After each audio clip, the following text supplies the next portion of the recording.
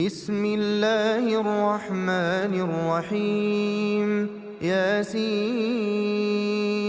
والقرآن الحكيم إنك لمن المرسلين على صراط مستقيم تنزيل العزيز الرحيم لتنذر قوما ما أنذر آباؤهم فهم غافلون لقد حق القول على أكثرهم فهم لا يؤمنون إنا جعلنا في أعناقهم أغلالا فهي إلى الأذقان فهم مقمحون وجعلنا من بين أيديهم سدا ومن خلفهم سدا فأغشيناهم فهم لا يبصرون وسواء عليهم أأنذرتهم أم لم تنذرهم لا يؤمنون إنما تنذر من اتبع الذكر وخشي الرحمن بالغيب فبشره بمغفرة وأجر كريم إنا نحن نحيي الموتى ونكتب ما قدموا وآثارهم وكل شيء أحصيناه في إمام مبين واضرب لهم مثلا أصحاب القرية إذ جاءها المرسلون إذ أرسلنا إليهم اثنين فكذبوهما فعززنا بثالث فقالوا إنا إليكم مرسلون قالوا ما أنتم إلا بشر مثلنا وما أنزل الرحمن من شيء إن أنتم إلا تكذبون قالوا ربنا يعلم إنا إليكم لمرسلون وما علينا إلا البلاغ المبين قالوا إنا تطيرنا بكم لئن لم تنتهوا لنرجمنكم وليمسنكم منا عذاب أليم قالوا طائركم معكم أئن ذكرتم بل أنتم قوم مسرفون وجاء من أقصى المدينة رجل يسعى قال يا قوم اتبعوا المرسلين اتبعوا من لا يسألكم أجرا وهم مهتدون وما لي لا أعبد الذي فطرني وإليه ترجعون أأتخذ من دونه آلهة إن يردني الرحمن بضر لا تغن عني شفاعتهم شيئا ولا ينقذون إني إذا لفي ضلال مبين إني آمنت بربكم فاسمعون قيل ادخل الجنة قال يا ليت قومي يعلمون بما غفر لي ربي وجعلني من المكرمين وما أنزلنا على قومه من بعده من جند من السماء وما كنا منزلين إن كانت إلا صيحة واحدة فإذا هم خامدون يا حسرة على العباد يا حسرة على العباد يا حسرة على العباد ما يأتيهم من رسول إلا كانوا به يستهزئون ألم يروا كم أهلكنا قبلهم من القرون أنهم إليهم لا يرجعون وإن كل لما جميع لدينا محضرون وآية لهم الأرض الميتة أحييناها وأخرجنا منها حبا فمنه يأكلون وجعلنا فيها جنات من نخيل وأعناب وفجرنا فيها من العيون ليأكلوا من ثمره وما عملته أيديهم أفلا يشكرون سبحان الذي خلق الأزواج كلها مما تنبت الأرض ومن أنفسهم ومما لا يعلمون وآية لهم الليل نسلخ منه النهار فإذا هم مظلمون والشمس تجري لمستقر لها ذلك تقدير العزيز العليم والقمر قدرناه منازل حتى عاد كالعرجون القديم لا الشمس ينبغي لها أن تدرك القمر ولا الليل سابق النهار وكل في فلك يسبحون وآية لهم أنا حملنا ذريتهم في الفلك المشحون وخلقنا لهم من مثله ما يركبون وإن نشأ نغرقهم فلا صريخ لهم ولا هم ينقذون إلا رحمة منا ومتاعا إلى حين وإذا قيل لهم اتقوا ما بين أيديكم وما خلفكم لعلكم ترحمون وما تأتيهم من آية من آيات ربهم إلا كانوا عنها معرضين وإذا قيل لهم أنفقوا مما رزقكم الله قال الذين كفروا للذين آمنوا أنطعم من لو يشاء الله أطعمه إن أنتم إلا في ضلال مبين ويقولون متى هذا الوعد إن كنتم صادقين ما ينظرون إلا صيحة واحدة تأخذهم وهم يخصمون فلا يستطيعون توصية ولا إلى أهلهم يرجعون ونفخ في الصور فإذا هم من الأجداث إلى ربهم ينسلون قالوا يا ويلنا من بعثنا من مرقدنا هذا ما وعد الرحمن وصدق المرسلون إن كانت إلا صيحة واحدة فإذا هم جميع لدينا محضرون فاليوم لا تظلم نفس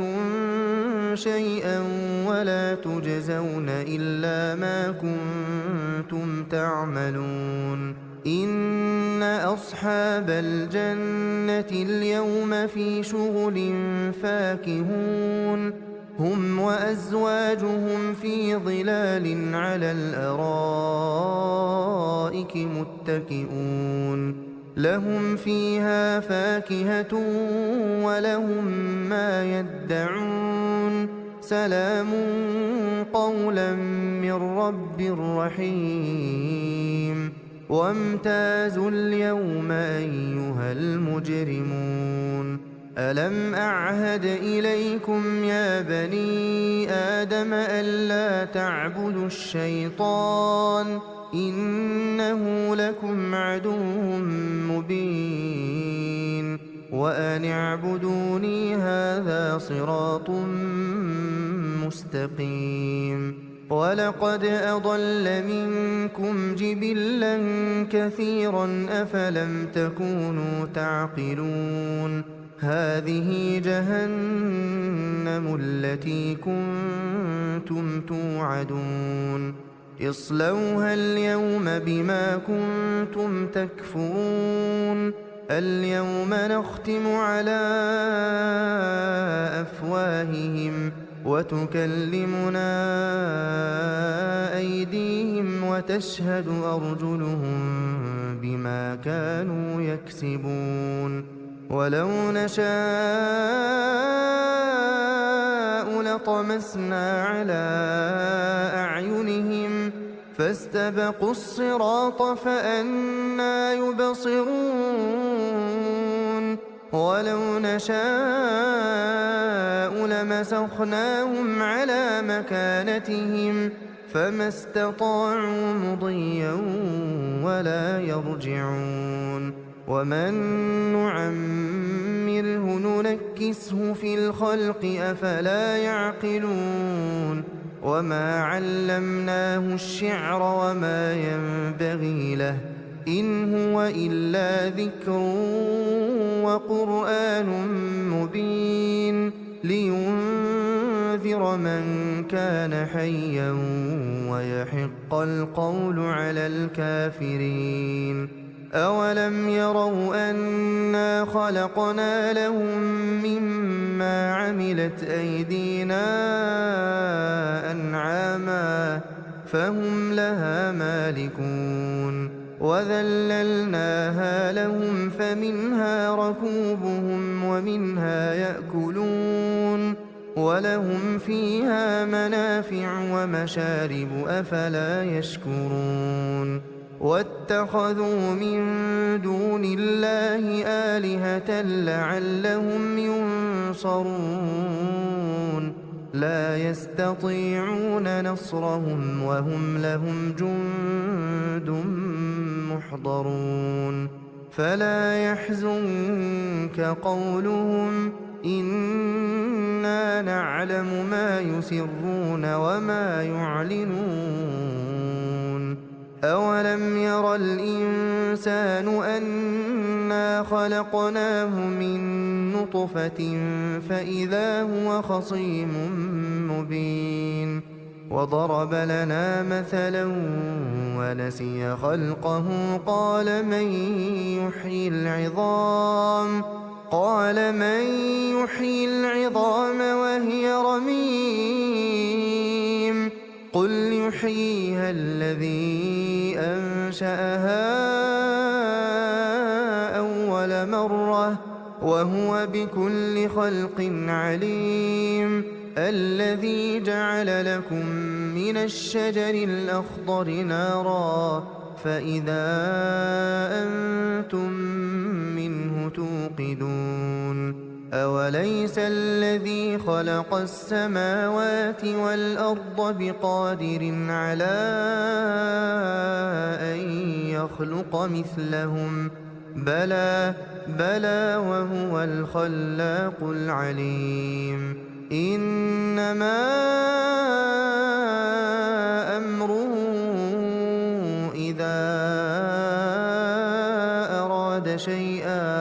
إذا أراد شيئا أن يقول له كن فيكون فسبحان الذي بيده ملكوت كل شيء وإليه ترجعون. بسم الله الرحمن الرحيم الرحمن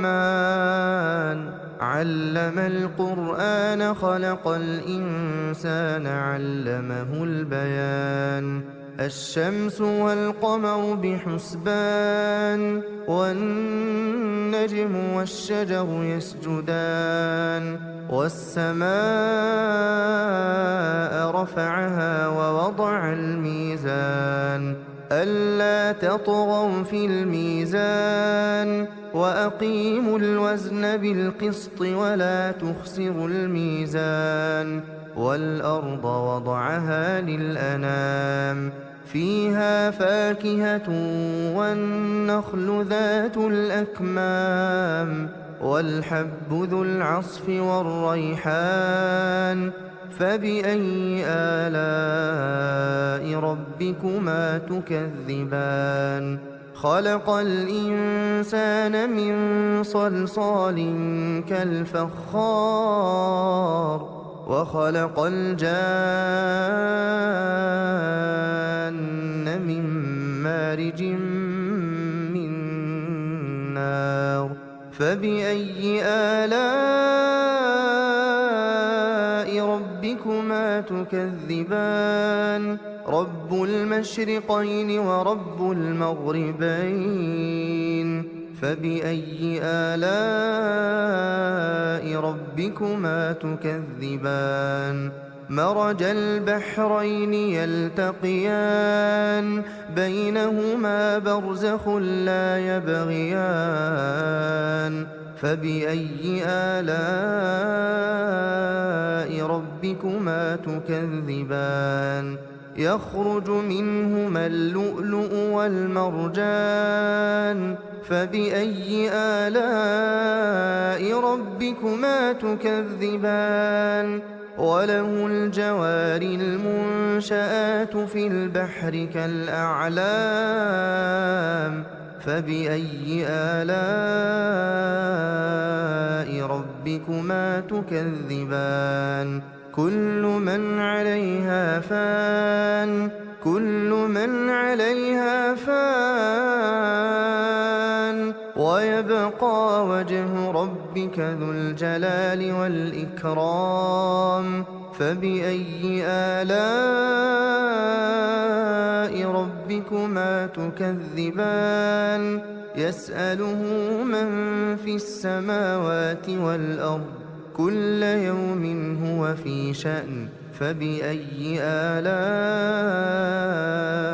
ربكما تكذبان سنفرغ لكم أيها الثقلان فبأي آلاء ربكما تكذبان يا معشر الجن والإنس إن استطعتم أن تنفذوا من أقطار السماوات والأرض فانفذوا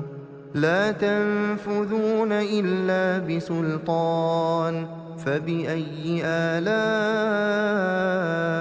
ربكما تكذبان يرسل عليكما شواظ من نار ونحاس فلا تنتصران فبأي آلاء ربكما تكذبان فإذا انشقت السماء فكانت وردة كالدهان فبأي آلاء ربكما تكذبان فيومئذ لا يسأل عن ذنبه إنس ولا جان فبأي آلاء ربكما تكذبان يعرف المجرمون بسيماهم فيؤخذ بالنواصي والأقدام فبأي آلاء ربكما تكذبان هذه جهنم التي يكذب بها المجرمون يطوفون بينها وبين حميم آن فبأي آلاء ربكما تكذبان ولمن خاف مقام ربه جنتان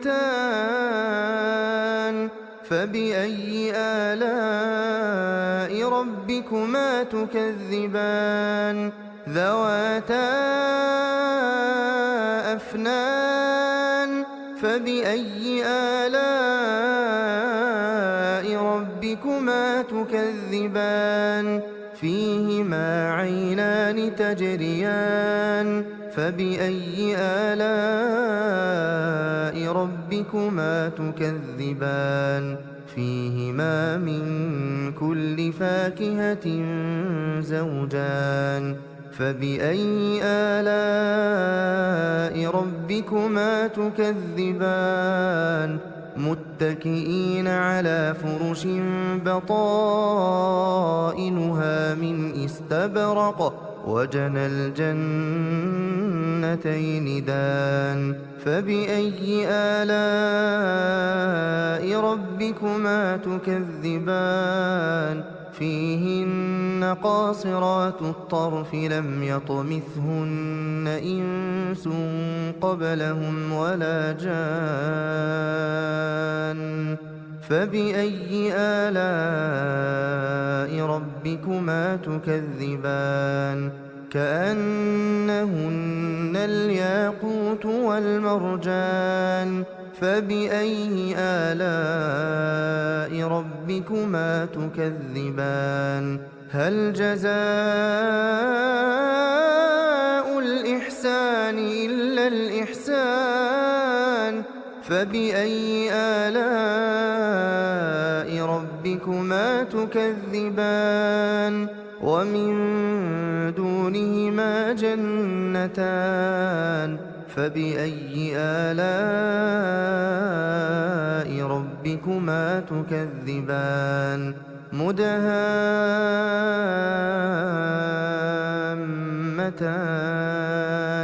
فبأي آلاء ربكما تكذبان فيهما عينان نضاختان فبأي آلاء ربكما تكذبان فيهما فاكهة ونخل ورمان فبأي آلاء ربكما تكذبان فيهن خيرات حسان فبأي آلاء ربكما تكذبان حور مقصورات في الخيام فبأي آلاء ربكما تكذبان لم يطمثهن إنس قبلهم ولا جان فبأي آلاء ربكما تكذبان متكئين على رفرف خضر وعبقري حسان فبأي آلاء ربكما تكذبان تبارك اسم ربك ذي الجلال والإكرام بسم الله الرحمن الرحيم ياسين والقرآن الحكيم إنك لمن المرسلين على صراط مستقيم تنزيل العزيز الرحيم لتنذر قوما ما أنذر آباؤهم فهم غافلون لقد حق القول على أكثرهم فهم لا يؤمنون إنا جعلنا في أعناقهم أغلالا فهي إلى الأذقان فهم مقمحون وجعلنا من بين أيديهم سدا ومن خلفهم سدا فأغشيناهم فهم لا يبصرون وسواء عليهم أأنذرتهم أم لم تنذرهم لا يؤمنون إنما تنذر من اتبع الذكر وخشي الرحمن بالغيب فبشره بمغفرة وأجر كريم إنا نحن نحيي الموتى ونكتب ما قدموا وآثارهم وكل شيء أحصيناه في إمام مبين واضرب لهم مثلا أصحاب القرية إذ جاءها المرسلون إذ أرسلنا إليهم اثنين فكذبوهما فعززنا بثالث فقالوا إنا إليكم مرسلون قالوا ما أنتم إلا بشر مثلنا وما أنزل الرحمن من شيء إن أنتم إلا تكذبون قالوا ربنا يعلم إنا إليكم لمرسلون وما علينا إلا البلاغ المبين قالوا إنا تطيرنا بكم لئن لم تنتهوا لنرجمنكم وليمسنكم منا عذاب أليم قالوا طائركم معكم أئن ذكرتم بل أنتم قوم مسرفون وجاء من أقصى المدينة رجل يسعى قال يا قوم اتبعوا المرسلين اتبعوا من لا يسألكم أجرا وهم مهتدون وما لي لا أعبد الذي فطرني وإليه ترجعون أأتخذ من دونه آلهة إن يردني الرحمن بضر لا تغن عني شفاعتهم شيئا ولا ينقذون إني إذا لفي ضلال مبين إني آمنت بربكم فاسمعون قيل ادخل الجنة قال يا ليت قومي يعلمون بما غفر لي ربي وجعلني من المكرمين وما أنزلنا على قومه من بعده من جند من السماء وما كنا منزلين إن كانت إلا صيحة واحدة فإذا هم خامدون يا حسرة على العباد يا حسرة على العباد يا حسرة على العباد ما يأتيهم من رسول إلا كانوا به يستهزئون ألم يروا كم أهلكنا قبلهم من القرون أنهم إليهم لا يرجعون وإن كل لما جميع لدينا محضرون وآية لهم الأرض الميتة وأخرجنا منها حبا فمنه يأكلون وجعلنا فيها جنات من نخيل وأعناب وفجرنا فيها من العيون ليأكلوا من ثمره وما عملته أيديهم أفلا يشكرون سبحان الذي خلق الأزواج كلها مما تنبت الأرض ومن أنفسهم ومما لا يعلمون وآية لهم الليل نسلخ منه النهار فإذا هم مظلمون والشمس تجري لمستقر لها ذلك تقدير العزيز العليم والقمر قدرناه منازل حتى عاد كالعرجون القديم لا الشمس ينبغي لها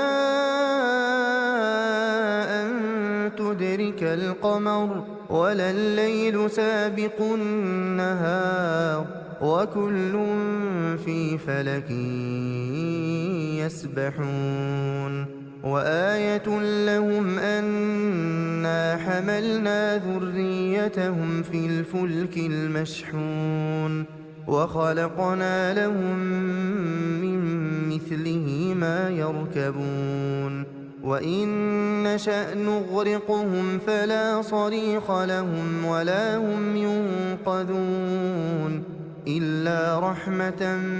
منا ومتاعا إلى حين وإذا قيل لهم اتقوا ما بين أيديكم وما خلفكم لعلكم ترحمون وما تأتيهم من آية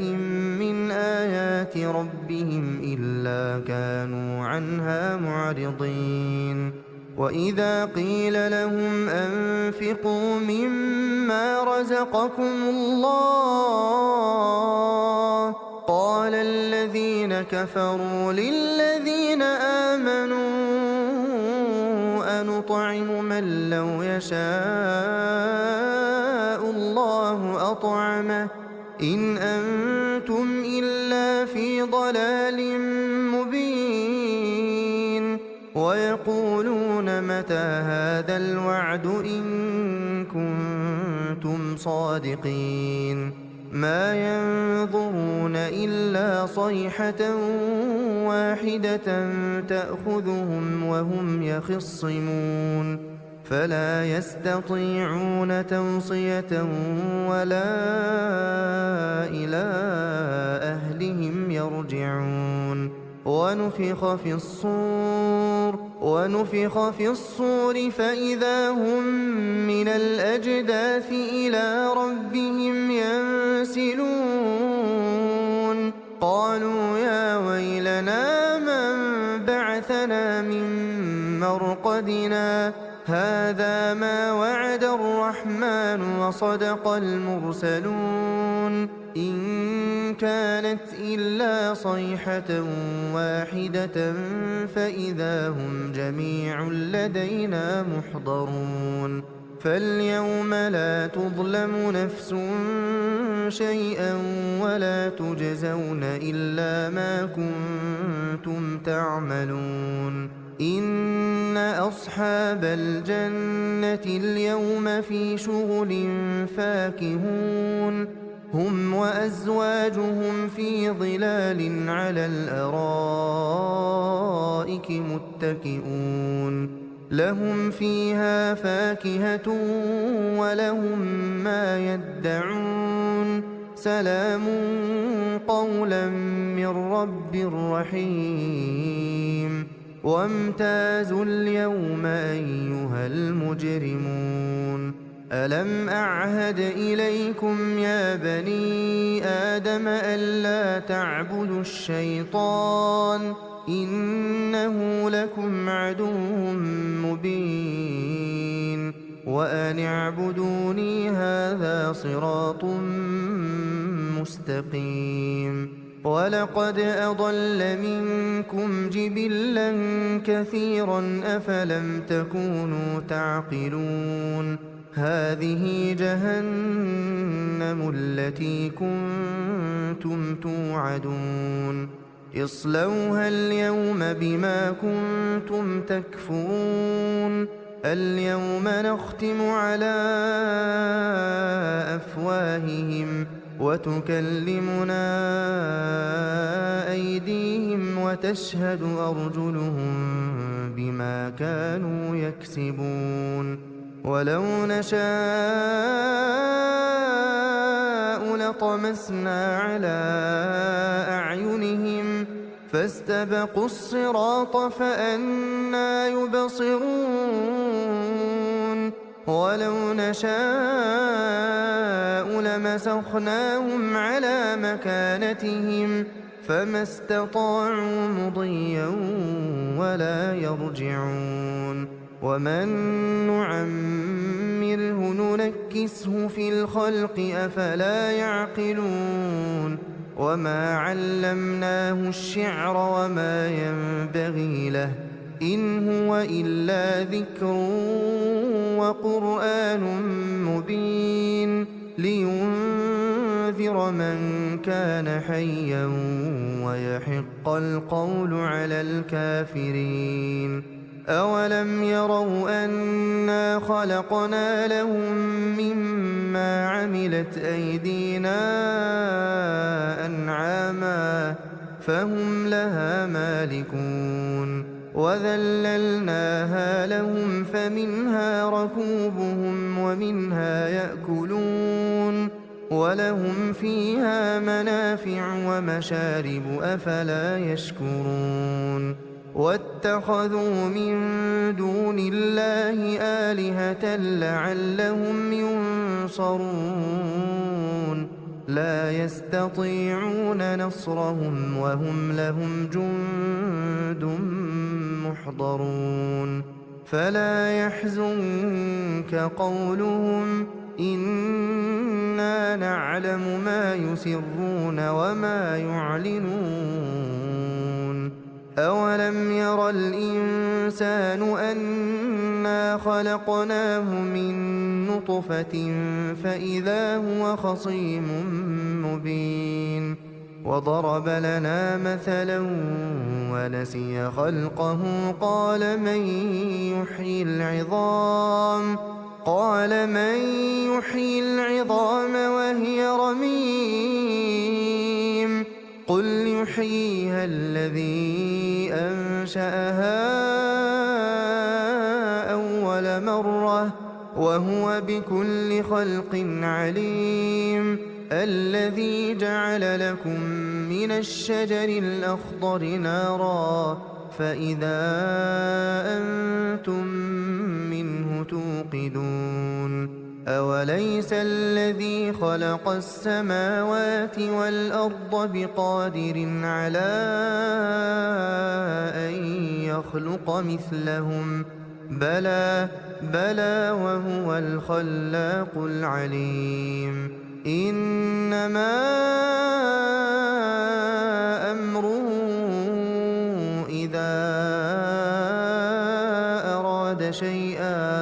إذا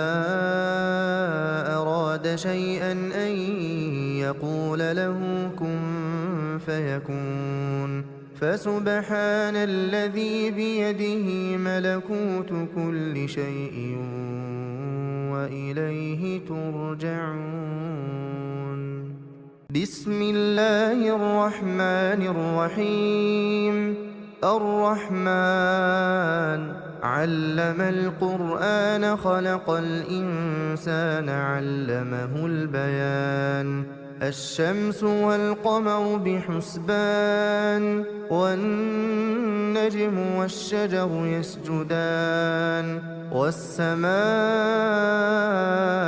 رفعها ووضع الميزان ألا تطغوا في الميزان وأقيموا الوزن بالقسط ولا تخسروا الميزان والأرض وضعها للأنام فيها فاكهة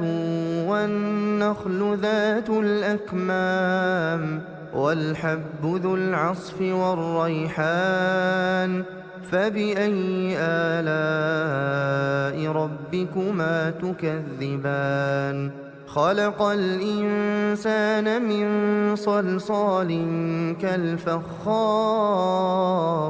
وخلق الجان من مارج من نار فبأي آلاء ربكما تكذبان رب المشرقين ورب المغربين فبأي آلاء ربكما تكذبان مرج البحرين يلتقيان بينهما برزخ لا يبغيان فبأي آلاء ربكما تكذبان يخرج منهما اللؤلؤ والمرجان فبأي آلاء ربكما تكذبان وله الجوار المنشآت في البحر كالأعلام فبأي آلاء ربكما تكذبان كل من عليها فان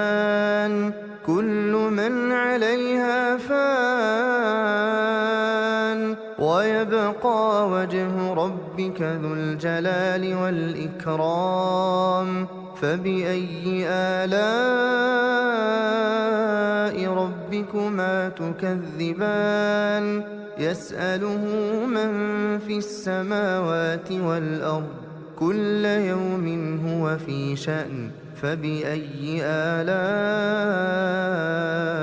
ربكما تكذبان سنفرغ لكم أيها الثقلان فبأي آلاء ربكما تكذبان يا معشر الجن والإنس إن استطعتم أن تنفذوا من أقطار السماوات والأرض فانفذوا لا تنفذون إلا بسلطان فبأي آلاء ربكما تكذبان يرسل عليكما شواظ من نار ونحاس فلا تنتصران فبأي آلاء ربكما تكذبان فإذا انشقت السماء فكانت وردة كالدهان فبأي آلاء ربكما تكذبان فيومئذ لا يسأل عن ذنبه إنس ولا جان فبأي آلاء ربكما تكذبان يعرف المجرمون بسيماهم فيؤخذ بالنواصي والأقدام فبأي آلاء ربكما تكذبان هذه جهنم التي يكذب بها المجرمون يطوفون بينها وبين حميم آن فبأي آلاء ربكما تكذبان ولمن خاف مقام ربه جنتان فبأي آلاء ربكما تكذبان ذواتا أفنان فبأي آلاء ربكما تكذبان فيهما عينان تجريان فبأي آلاء ربكما تكذبان فيهما من كل فاكهة زوجان فبأي آلاء ربكما تكذبان متكئين على فرش بطائنها من استبرق وجنى الجنتين دان فبأي آلاء ربكما تكذبان فيهن قاصرات الطرف لم يطمثهن إنس قبلهم ولا جان فبأي آلاء ربكما تكذبان كأنهن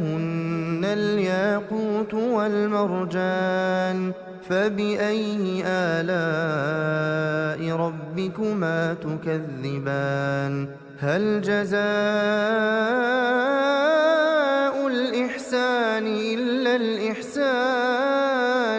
فبأي آلاء ربكما تكذبان ومن دونهما جنتان فبأي آلاء ربكما تكذبان مدهامتان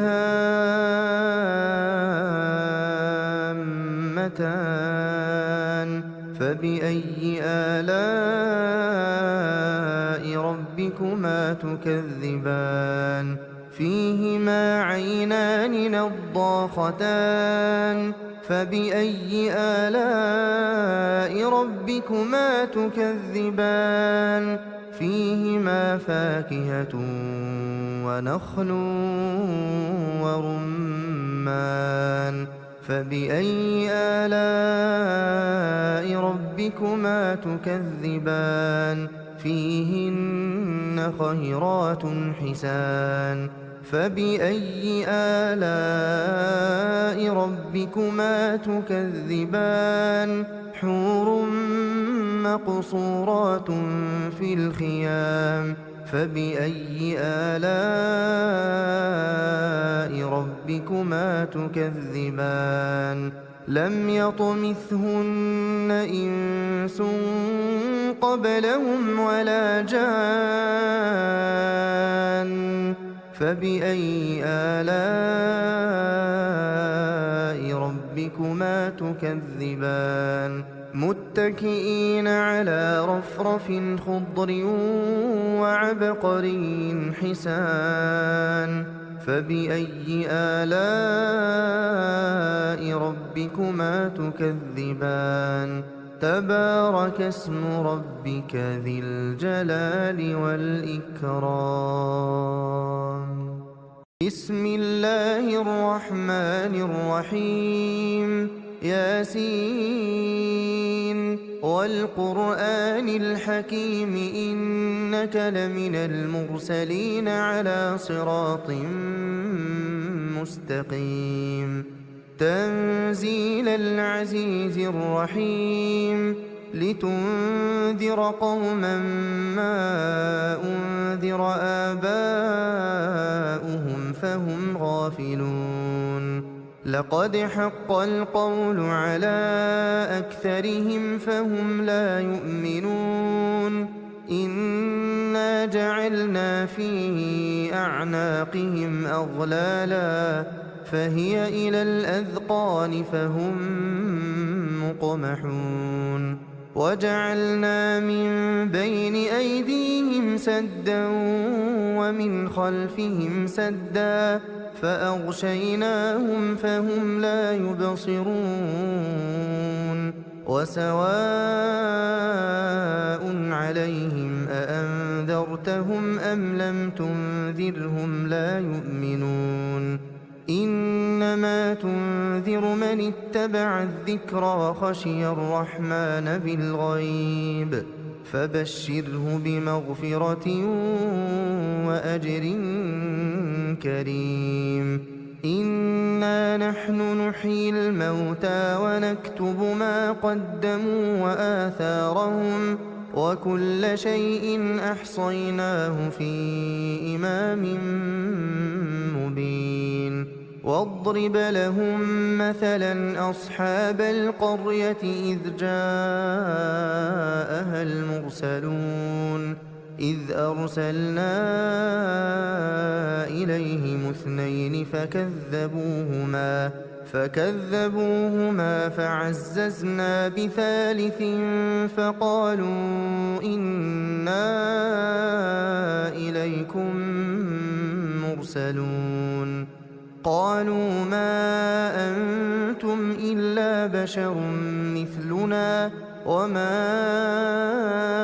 أنزل الرحمن من شيء إن أنتم إلا تكذبون قالوا ربنا يعلم إنا إليكم لمرسلون وما علينا إلا البلاغ المبين قالوا إنا تطيرنا بكم لئن لم تنتهوا لنرجمنكم وليمسنكم منا عذاب أليم قالوا طائركم معكم أئن ذكرتم بل أنتم قوم مسرفون وجاء من أقصى المدينة رجل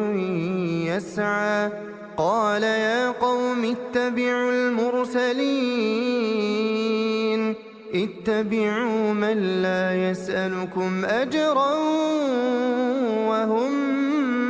مهتدون وما لي لا أعبد الذي فطرني وإليه ترجعون أأتخذ من دونه آلهة إن يردني الرحمن بضر لا تغن عني شفاعتهم شيئا ولا ينقذون إني إذا لفي ضلال مبين إني آمنت بربكم فاسمعون قيل ادخل الجنة قال يا ليت قومي يعلمون بما غفر لي ربي وجعلني من المكرمين وما أنزلنا على قومه من بعده من جند من السماء وما كنا منزلين إن كانت إلا صيحة واحدة فإذا هم خامدون يا حسرة على العباد يا حسرة على العباد يا حسرة على العباد ما يأتيهم من رسول إلا كانوا به يستهزئون ألم يروا كم أهلكنا قبلهم من القرون أنهم إليهم لا يرجعون وإن كل لما جميع لدينا محضرون وآية لهم الأرض الميتة أحييناها وأخرجنا منها حبا فمنه يأكلون وجعلنا فيها جنات من نخيل وأعناب وفجرنا فيها من العيون ليأكلوا من ثمره وما عملته أيديهم أفلا يشكرون سبحان الذي خلق الأزواج كلها مما تنبت الأرض ومن أنفسهم ومما لا يعلمون وآية لهم الليل نسلخ منه النهار فإذا هم مظلمون والشمس تجري لمستقر لها ذلك تقدير العزيز العليم والقمر قدرناه منازل حتى عاد كالعرجون القديم لا الشمس ينبغي لها أن تدرك القمر ولا الليل سابق النهار وكل في فلك يسبحون وآية لهم أنا حملنا ذريتهم في الفلك المشحون وخلقنا لهم من مثله ما يركبون وإن نشأ نغرقهم فلا صريخ لهم ولا هم ينقذون إلا رحمة منا ومتاعا إلى حين وإذا قيل لهم اتقوا ما بين أيديكم وما خلفكم لعلكم ترحمون وما تأتيهم من آية من آيات ربهم إلا كانوا عنها معرضين وإذا قيل لهم أنفقوا مما رزقكم الله قال الذين كفروا للذين آمنوا أنطعم من لو يشاء الله أطعمه إن أنتم إلا في ضلال مبين ويقولون متى هذا الوعد إن كنتم صادقين ما ينظرون إلا صيحة واحدة تأخذهم وهم يخصمون فلا يستطيعون توصية ولا إلى أهلهم يرجعون ونفخ في الصور فإذا هم من الأجداث إلى ربهم ينسلون قالوا يا ويلنا من بعثنا من مرقدنا هذا ما وعد الرحمن وصدق المرسلون إن كانت إلا صيحة واحدة فإذا هم جميع لدينا محضرون فاليوم لا تظلم نفس شيئا ولا تجزون إلا ما كنتم تعملون إن أصحاب الجنة اليوم في شغل فاكهون هم وأزواجهم في ظلال على الأرائك متكئون لهم فيها فاكهة ولهم ما يدعون سلام قولا من رب رحيم وامتازوا اليوم أيها المجرمون ألم أعهد إليكم يا بني آدم ألا تعبدوا الشيطان إنه لكم عدو مبين وأن اعبدوني هذا صراط مستقيم ولقد أضل منكم جبلا كثيرا أفلم تكونوا تعقلون هذه جهنم التي كنتم توعدون اصلوها اليوم بما كنتم تكفرون اليوم نختم على أفواههم وتكلمنا أيديهم وتشهد أرجلهم بما كانوا يكسبون ولو نشاء لطمسنا على أعينهم فاستبقوا الصراط فأنى يبصرون ولو نشاء لمسخناهم على مكانتهم فما استطاعوا مضيا ولا يرجعون ومن نعمره ننكسه في الخلق أفلا يعقلون وما علمناه الشعر وما ينبغي له إن هو إلا ذكر وقرآن مبين لينذر من كان حيا ويحق القول على الكافرين أولم يروا أنا خلقنا لهم مما عملت أيدينا أنعاما فهم لها مالكون وذللناها لهم فمنها ركوبهم ومنها يأكلون ولهم فيها منافع ومشارب أفلا يشكرون واتخذوا من دون الله آلهة لعلهم ينصرون لا يستطيعون نصرهم وهم لهم جند محضرون فلا يحزنك قولهم إنا نعلم ما يسرون وما يعلنون أولم ير الإنسان أنا خلقناه من نطفة فإذا هو خصيم مبين وضرب لنا مثلا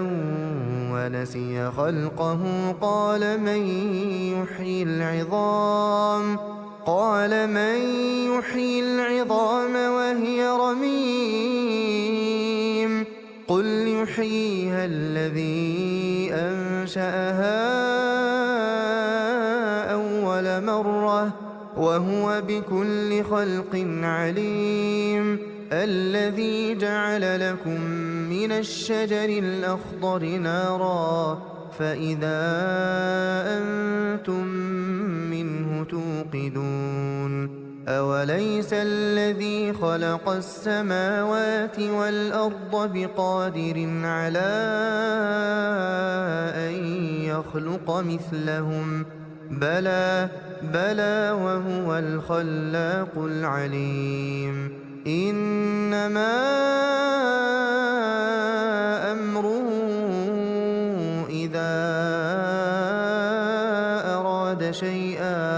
إذا أراد شيئا أن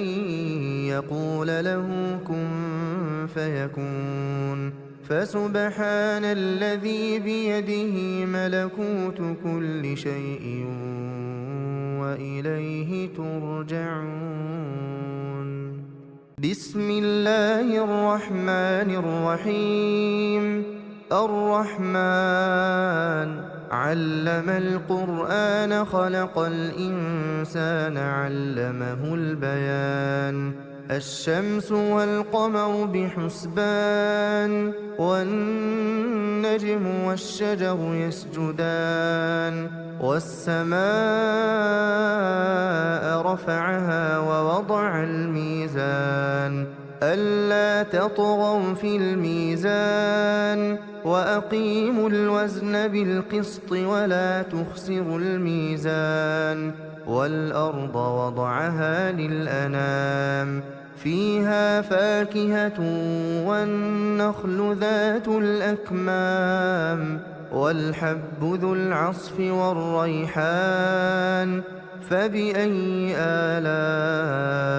ربكما تكذبان خلق الإنسان من صلصال كالفخار وخلق الجان من مارج من نار فبأي آلاء ربكما تكذبان رب المشرقين ورب المغربين فبأي آلاء ربكما تكذبان مرج البحرين يلتقيان بينهما برزخ لا يبغيان فبأي آلاء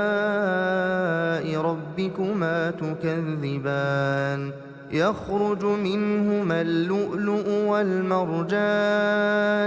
فبأي آلاء ربكما تكذبان وله الجوار المنشآت في البحر كالأعلام فبأي آلاء ربكما تكذبان كل من عليها فان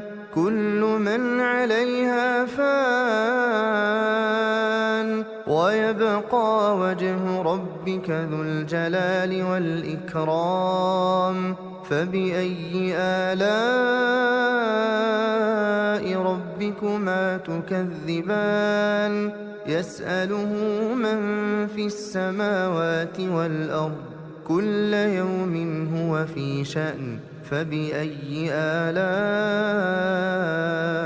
ربكما تكذبان سنفرغ لكم أيها الثقلان فبأي آلاء ربكما تكذبان يا معشر الجن والإنس إن استطعتم أن تنفذوا من أقطار السماوات والأرض فانفذوا لا تنفذون إلا بسلطان فبأي آلاء ربكما تكذبان يرسل عليكما شواظ من نار ونحاس فلا تنتصران فبأي آلاء ربكما تكذبان فإذا انشقت السماء فكانت وردة كالدهان فبأي آلاء ربكما تكذبان فيومئذ لا يسأل عن ذنبه إنس ولا جان فبأي آلاء ربكما تكذبان يعرف المجرمون بسيماهم فيؤخذ بالنواصي والأقدام فبأي آلاء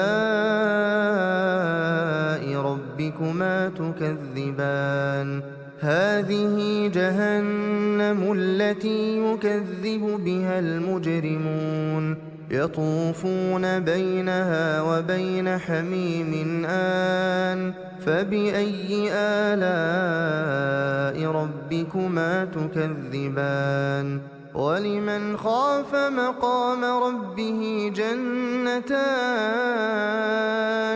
فبأي آلاء ربكما تكذبان ذواتا أفنان فبأي آلاء ربكما تكذبان فيهما عينان تجريان فبأي آلاء ربكما تكذبان فيهما من كل فاكهة زوجان فبأي آلاء ربكما تكذبان متكئين على فرش بطائنها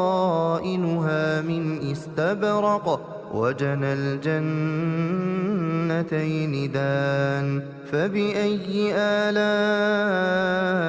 ربكما تكذبان فيهن قاصرات الطرف لم يطمثهن إنس قبلهم ولا جان فبأي آلاء ربكما تكذبان كأنهن الياقوت والمرجان فبأي آلاء ربكما تكذبان هل جزاء الإحسان إلا الإحسان فبأي آلاء ربكما تكذبان ومن دونهما جنتان فبأي آلاء ربكما تكذبان مدهامتان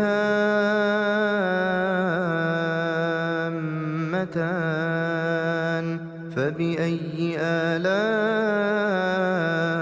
ربكما تكذبان فيهما عينان نضاختان فبأي آلاء ربكما تكذبان فيهما فاكهة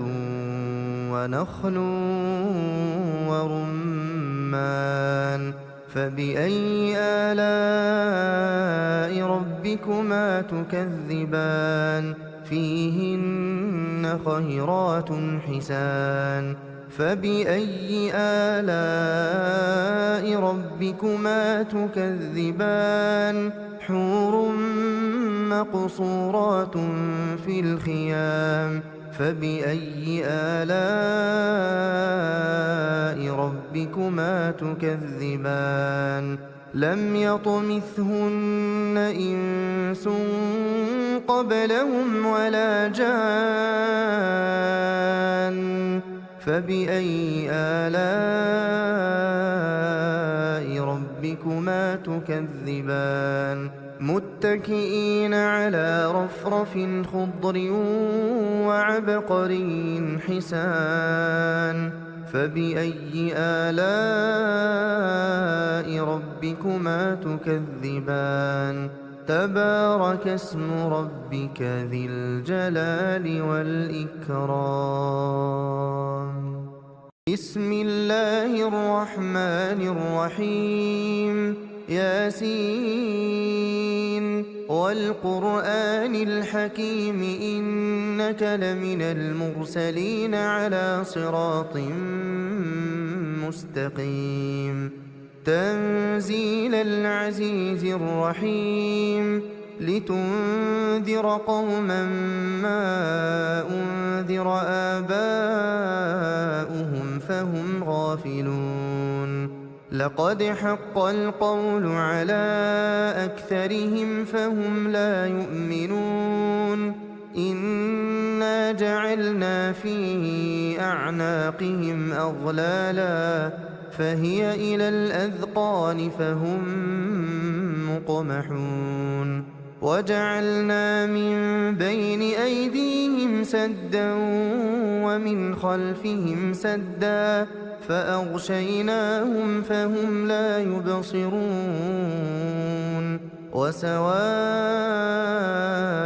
عليهم أأنذرتهم أم لم تنذرهم لا يؤمنون إنما تنذر من اتبع الذكر وخشي الرحمن بالغيب فبشره بمغفرة وأجر كريم إنا نحن نحيي الموتى ونكتب ما قدموا وآثارهم وكل شيء أحصيناه في إمام مبين واضرب لهم مثلا أصحاب القرية إذ جاءها المرسلون إذ أرسلنا إليهم اثنين فكذبوهما فعززنا بثالث فقالوا إنا إليكم مرسلون قالوا ما أنتم إلا بشر مثلنا وما أنزل الرحمن الرحمن من شيء إن أنتم إلا تكذبون قالوا ربنا يعلم إنا إليكم لمرسلون وما علينا إلا البلاغ المبين قالوا إنا تطيرنا بكم لئن لم تنتهوا لنرجمنكم وليمسنكم منا عذاب أليم قالوا طائركم معكم أئن ذكرتم بل أنتم قوم مسرفون وجاء من أقصى المدينة رجل يسعى قال يا قوم اتبعوا المرسلين اتبعوا من لا يسألكم أجرا وهم مهتدون وما لي لا أعبد الذي فطرني وإليه ترجعون أأتخذ من دونه آلهة إن يردني الرحمن بضر لا تغن عني شفاعتهم شيئا ولا ينقذون إني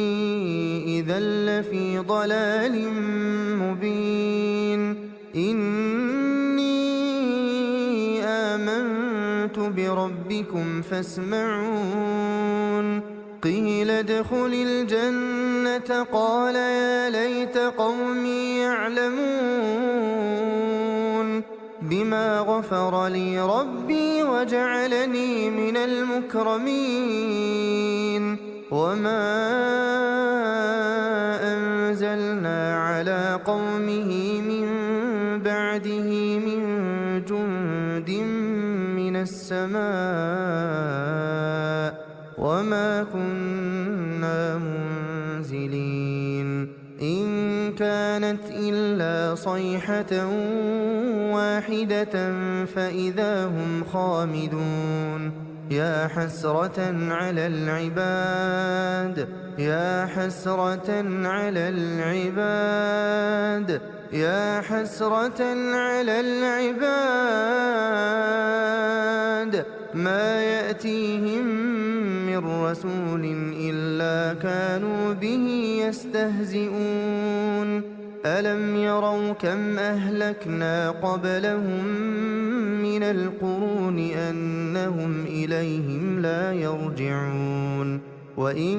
كل لما جميع لدينا محضرون وآية لهم الأرض الميتة أحييناها وأخرجنا منها حبا فمنه يأكلون وجعلنا فيها جنات من نخيل وأعناب وفجرنا فيها من العيون ليأكلوا من ثمره وما عملته أيديهم أفلا يشكرون سبحان الذي خلق الأزواج كلها مما تنبت الأرض ومن أنفسهم ومما لا يعلمون وآية لهم الليل نسلخ منه النهار فإذا هم مظلمون والشمس تجري لمستقر لها ذلك تقدير العزيز العليم والقمر قدرناه منازل حتى عاد كالعرجون القديم لا الشمس ينبغي لها أن تدرك القمر ولا الليل سابق النهار وكل في فلك يسبحون وآية لهم أنا حملنا ذريتهم في الفلك المشحون وخلقنا لهم من مثله ما يركبون وإن نشأ نغرقهم فلا صريخ لهم ولا هم ينقذون إلا رحمة منا ومتاعا إلى حين وإذا قيل لهم اتقوا ما بين أيديكم وما خلفكم لعلكم ترحمون وما تأتيهم من آية من آيات ربهم إلا كانوا عنها معرضين وإذا قيل لهم أنفقوا مما رزقكم الله قال الذين كفروا للذين آمنوا أنطعم من لو يشاء الله أطعمه إن أنتم إلا في ضلال مبين ويقولون متى هذا الوعد إن كنتم صادقين ما ينظرون إلا صيحة واحدة تأخذهم وهم يخصمون فلا يستطيعون توصية ولا إلى أهلهم يرجعون ونفخ في الصور فإذا هم من الأجداث إلى ربهم ينسلون قالوا يا ويلنا من بعثنا من مرقدنا هذا ما وعد الرحمن وصدق المرسلون إن كانت إلا صيحة واحدة فإذا هم جميع لدينا محضرون فاليوم لا تظلم نفس شيئا ولا تجزون إلا ما كنتم تعملون إن أصحاب الجنة اليوم في شغل فاكهون هم وأزواجهم في ظلال على الأرائك متكئون لهم فيها فاكهة ولهم ما يدعون سلام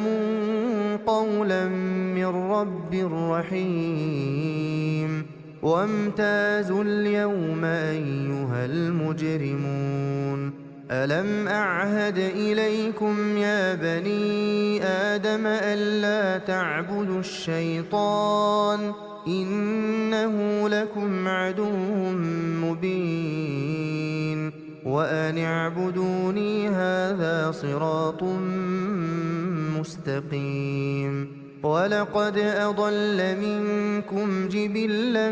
كثيرا أفلم تكونوا تعقلون هذه جهنم التي كنتم توعدون اصلوها اليوم بما كنتم تكفرون اليوم نختم على أفواههم وتكلمنا أيديهم وتشهد أرجلهم بما كانوا يكسبون ولو نشاء لطمسنا على أعينهم فاستبقوا الصراط فأنى يبصرون ولو نشاء لمسخناهم على مكانتهم فما استطاعوا مضيا ولا يرجعون ومن نعمره ننكسه في الخلق أفلا يعقلون وما علمناه الشعر وما ينبغي له إن هو إلا ذكر وقرآن مبين لينذر من كان حيا ويحق القول على الكافرين أولم يروا أنا خلقنا لهم مما عملت أيدينا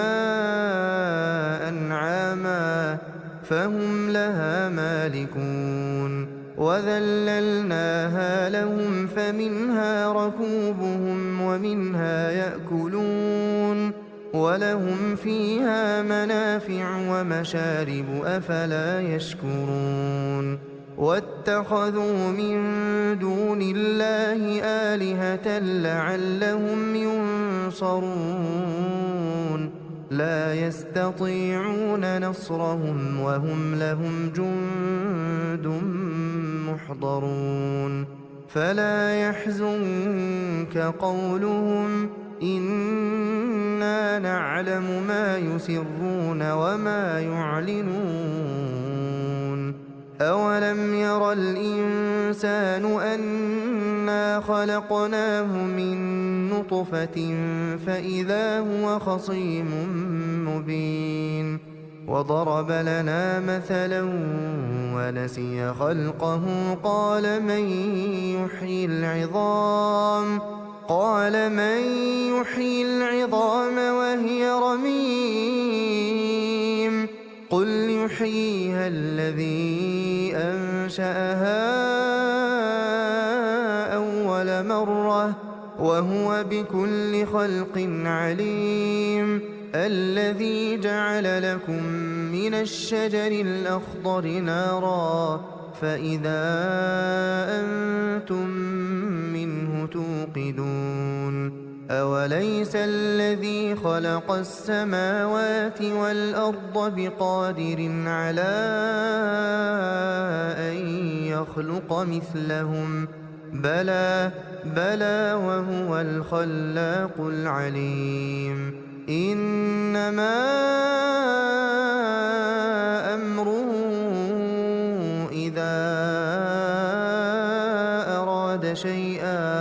إذا أراد شيئا أن يقول له كن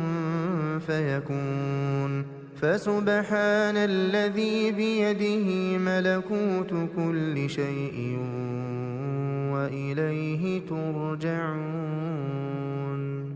بسم الله الرحمن الرحيم الرحمن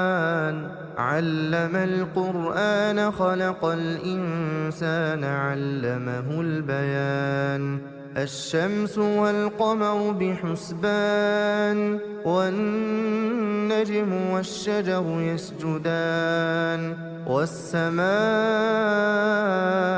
رفعها ووضع الميزان ألا تطغوا في الميزان وأقيموا الوزن بالقسط ولا تخسروا الميزان والأرض وضعها للأنام فيها فاكهة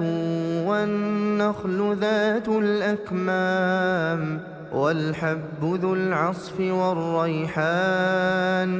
فبأي آلاء ربكما تكذبان خلق الإنسان من صلصال كالفخار وخلق الجان من مارج من نار فبأي آلاء ربكما تكذبان رب المشرقين ورب المغربين فبأي آلاء ربكما تكذبان مرج البحرين يلتقيان بينهما برزخ لا يبغيان فبأي آلاء ربكما تكذبان يخرج منهما اللؤلؤ والمرجان فبأي آلاء ربكما تكذبان وله الجوار المنشآت في البحر كالأعلام فبأي آلاء ربكما تكذبان كل من عليها فان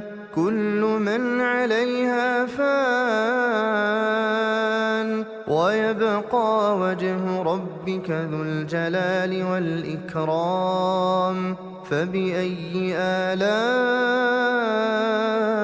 ربكما تكذبان يسأله من في السماوات والأرض كل يوم هو في شأن فبأي آلاء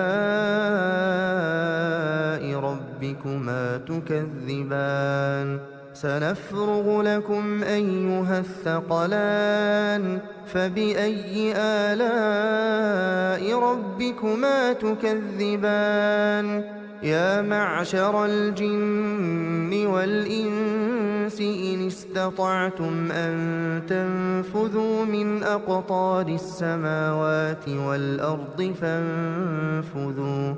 لا تنفذون إلا بسلطان فبأي آلاء ربكما تكذبان يرسل عليكما شواظ من نار ونحاس فلا تنتصران فبأي آلاء ربكما تكذبان فإذا انشقت السماء فكانت وردة كالدهان فبأي آلاء ربكما تكذبان فيومئذ لا يسأل عن ذنبه إنس ولا جان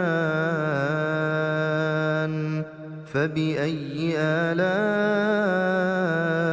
ربكما تكذبان يعرف المجرمون بسيماهم فيؤخذ بالنواصي والأقدام فبأي آلاء ربكما تكذبان هذه جهنم التي يكذب بها المجرمون يطوفون بينها وبين حميم آن فبأي آلاء ربكما تكذبان ولمن خاف مقام ربه جنتان فبأي آلاء ربكما تكذبان ذواتا أفنان فبأي آلاء ربكما تكذبان فيهما عينان تجريان فبأي آلاء ربكما تكذبان فيهما من كل فاكهة زوجان فبأي آلاء ربكما تكذبان متكئين على فرش بطائنها من استبرق وجنى الجنتين دان فبأي آلاء ربكما تكذبان فيهن قاصرات الطرف لم يطمثهن إنس قبلهم ولا جان فبأي آلاء ربكما تكذبان كأنهن الياقوت والمرجان فبأي آلاء ربكما تكذبان هل جزاء الإحسان إلا الإحسان فبأي آلاء ربكما تكذبان ومن دونهما جنتان فبأي آلاء ربكما ربكما تكذبان مدهامتان